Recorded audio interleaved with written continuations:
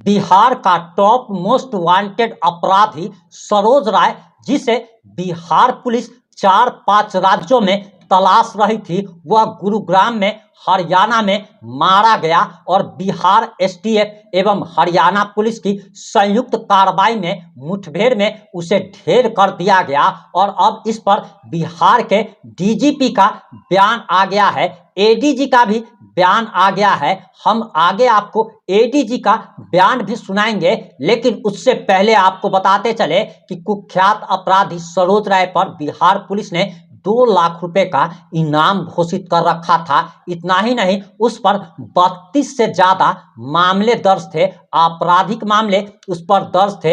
इतना ही नहीं, बल्कि बिहार के माननीय मुख्यमंत्री नीतीश कुमार के करीबी विधायक, जो कि रुन्नी सैदपुर से जदयू के विधायक हैं, उनको भी AK-56 से भूनने की छलनी करने की इसी अपराधी ने ना सिर्फ धमकी दी थी, बल्कि ये इससे पहले AK-56 के साथ गिरफ्तार भी हो चुका था। और AK-56 लेकर चलने वाला खतरनाक अपराधी का एनकाउंटर हो गया है। और आगे आपको हम एडीजी का बयान सुनाने वाले हैं कि आखिर एडीजी ने सरोज राय के एनकाउंटर पर क्या बयान दिया है।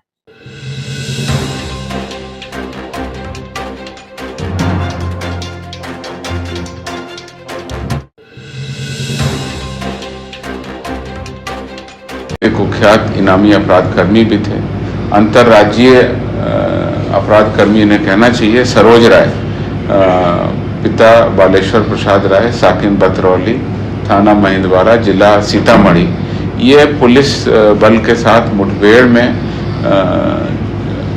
हरियाणा पुलिस और बिहार की एसटीएफ टीम की संयुक्त कार्रवाई में 29/11/24 को आज सुबह अर्धरात्रि के बाद मुठभेड़ हुई। उस मुठभेड़ में ये मारा गया है। उक्त अपराधी के द्वारा हाल में ही कुछ आपराधिक कांड किए गए थे और बिहार एसटीएफ की टीम मणिपुर, राजस्थान, दिल्ली, गुड़गांव, जहां जहां भी उनके सहयोगी या उनके द्वारा जहां भी हम लोगों को फुटप्रिंट मिल रहे थे, डिजिटल तकनीक से हम लोग उनका पीछा कर रहे थे। और उसके बाद हम लोगों ने लगातार जब उनको लोकेट किया कि वो गुड़गांव में छुपे हुए हैं, तो हरियाणा की पुलिस से हमने कांटेक्ट किया और हरियाणा की पुलिस के द्वारा अपनी विशेष टीम बनाई गई। बिहार एसटीएफ की टीम भी थी और उस मुठभेड़ में वो मारे गए हैं। इस पूरी मुठभेड़ में बिहार एसटीएफ के एक जवान को गोली लगी है, उसका इलाज स्थानीय रूप से वहाँ चल रहा है।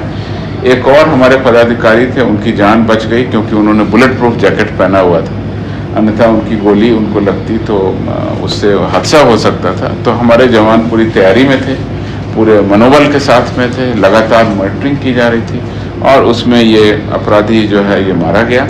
इस अपराधी पर सीतामढ़ी, मुजफ्फरपुर, झारखंड के जमशेदपुर के कई थानों में 33 से अधिक गंभीर कांड दर्ज हैं, जिसमें हत्या, लूट, डकैती, रंगदारी के लिए हत्या, आर्म्स एक्ट जैसे गंभीर कांड शामिल है। इस पे 2 लाख रुपए का इनाम भी घोषित किया गया था।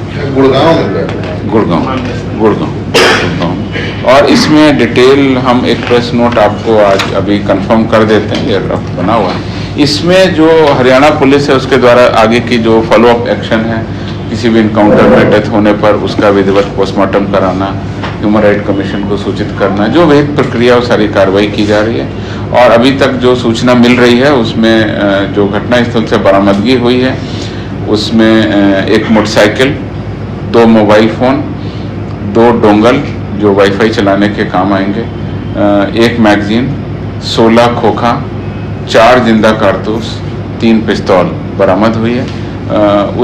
ऐसा पता चलता है कि उस अपराधी के साथ में एक और अपराधी थे जो वहाँ से भागे हैं, उसके बारे में भी पुलिस वहाँ पर तत्काल फॉलोअप एक्शन कर रही है। तो ये लगातार 2012 से अपराध की घटनाओं में अपराधी सरोज राय काम कर रहा था और 2024 अगर हाल का उसका आपराधिक इतिहास बताएं, 33 कांडों में ये आरोपित रहा है। तो 2024 के मई माह में उसने मुजफ्फरपुर जिला के मीनापुर थाना अंतर्गत अजय कुमार की एक हत्या भी कर दी थी गोली मारकर। और जून माह में सीतामढ़ी जिला के महिंदवाड़ा में राजेश कुमार शाह की रंगदारी के लिए गोली मारकर हत्या कर दी गई थी। 24 के अगस्त माह में सीतामढ़ी जिला के महिंदवाड़ा में पुनपुन पासवान से 10 लाख रुपए, डुमरा थाना अंतर्गत धीरेन्द्र कुमार से 5 लाख रुपए और अक्टूबर में ही रुन्नी सैदपुर थाना अंतर्गत रुन्नी सैदपुर के वर्तमान विधायक पंकज मिश्रा जी के निजी सहायक मनीष कुमार से रंगदारी की मांग की गई थी तथा रंगदारी नहीं देने पर हत्या की धमकी दी गई थी। इस प्रकार से इस अपराधी को हमने अपने टारगेट पे लिया और लगातार एसटीएफ ने जो कार्रवाई की, कई राज्यों में हमने भ्रमण किया और कई राज्यों में इसको हमने फॉलो अप लिया। लास्ट में जब जीरो इन हुआ तो ये घटना हुई है और इस पूरी घटना के बाद बिहार पुलिस आगे भी कार्रवाई कर रही है। और इस प्रेस कॉन्फ्रेंस के माध्यम से मैं मीडिया को बताना चाहता हूं कि अपराध के विरुद्ध हमारा जीरो टॉलरेंस रहा है। कोई भी अपराध कर्मी बिहार राज्य में हो गिरफ्तार किया जाएगा, बिहार राज्य के बाहर हो गिरफ्तार किया जाएगा और अगर वह सशस्त्र रूप से पुलिस बलों पर किसी तरह से गोली चलाने की कोशिश करेगा तो पुलिस के द्वारा भी गोली चलाई जाएगी और उसका जो भी प्रतिफल हो, हम लोग लगातार अपराध कर्मियों के विरुद्ध जवाबी कार्रवाई करने में आगे रहे हैं और आगे भी हम लोग इस तरह की कार्रवाई करेंगे।